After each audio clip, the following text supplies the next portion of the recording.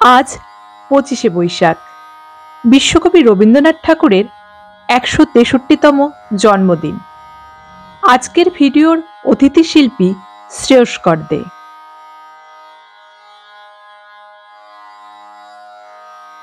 নমস্কার।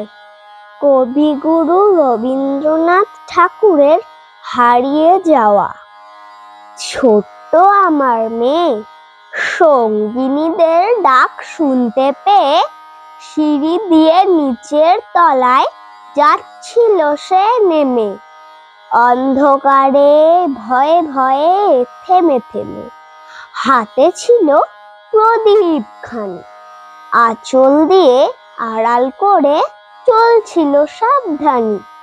আমি ছিলাম ছাতে, তারায় ভরা চৈত্র মাসের রাতে। হঠাৎ মেয়ের কান্না শুনে উঠে দেখতে গেলাম ছুটে। সিঁড়ির মধ্যে যেতে যেতে প্রদীপটা তার নিভে গেছে বাতাসেতে। শুধাই তারে, কি হয়েছে বামি? সে কেঁদে কয় নিচের থেকে, হারিয়ে গেছি আমি।